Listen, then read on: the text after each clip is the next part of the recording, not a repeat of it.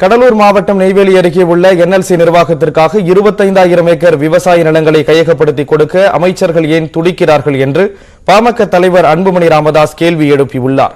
நிலம் கையகப்படுத்துவதற்கு எதிராக நடைபயணம் மேற்கொண்டுள்ள அன்புமணி நியூஸ் 18 தமிழ்நாடு செய்தியின் வெல்லும் சொல் நிகழ்ச்சிக்காக எமது செய்தி ஆசிரியர் கார்த்திகை செல்வனுடன் மேற்கொண்ட உரையாடலில் இதை கூறினார்.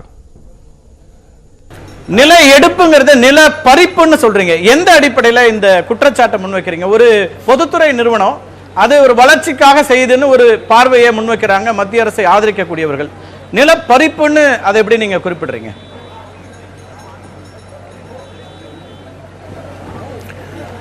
கார்த்தி, இப்போ கடலூர் மாவட்டத்தில் நெய்வேலி அருகில் கிட்டத்தட்ட 25,000 ஏக்கர் விளைநிலங்கள் 49 கிராமத்தை சார்ந்த இந்த விளைநிலங்களை என்எல்சி நிர்வாகம் கையகப்படுத்துவதை தடுத்து நிறுத்தத்தான் இந்த 2 நாள் விழிப்புணர்வு நடைபயணத்தை மேற்கொண்டிருக்கின்றன. இதற்கு முன்பு பல கட்ட போராட்டங்களை நடத்தியிருக்கின்றோம்.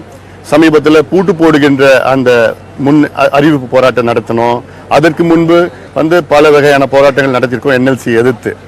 இப்போ இருக்கின்ற சூழலில் என்னவென்றால், இந்த 25,000 ஏக்கர் விளைநிலங்கள் முப்போகம் விளைகின்ற இந்த மண், இதுல நெல், கரும்பு, வாழை, முட்டைக்கோஸ் இதெல்லாம் விளையிறது. இது ஒரு ஆண்டுக்கு விவசாயிகளுக்கு 10 லட்சம் ரூபாய் ஒரு ஏக்கருக்கு அதுக்கு லாபத்தை ஈட்டி கொடுக்கின்ற இந்த மண். என்எல்சி நிர்வாகம் தொடங்கி 66 ஆண்டுகள் ஆகின்றது. இந்த 66 ஆண்டு காலத்தில் கிட்டத்தட்ட எத்தனையோ 1000 கோடி ரூபாய் லாபத்தில் ஈட்டிய இந்த என்எல்சி நிர்வாகம் இப்பொழுது ஓராண்டிற்கு 12,000 கோடி ரூபாய் டர்ன் ஓவர். அதில் லாபம்னு பார்த்தீங்கன்னா 2,400 கோடி லாபம். அந்த லாபத்தையோ தமிழ்நாட்டில் முதலீடு செய்யல.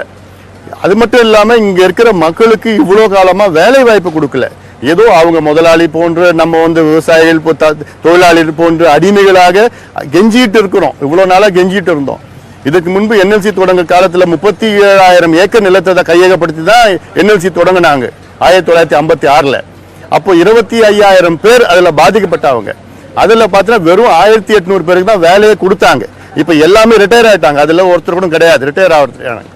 இப்போ இந்த என்எல்சி நிர்வாகம் வரதுக்கு முன்பு இந்த நிலத்தடி நீர் பார்த்தீங்கன்னா இந்த மாவட்டத்தில் 10 அடியில் இருந்தது. ஆர்டிசியன் வெல்லுன்னு சொல்றது, இந்தியாவிலே ஒரே இடத்துல தான் ஆர்டிசியன் வெல் இந்த நெய்வேலியில் இருந்தது. தன்னூற்று அப்படியே தண்ணி மேலே பிடிச்சு அடிக்கும் தானா. ஆனால் இப்போ எல்லாம் போயிட்டு 1000 அடி போயிடுச்சு இந்த நிலத்தடி நீர். அதுக்கு காரணம் ஒரே காரணம், முழு காரணம் என்எல்சி.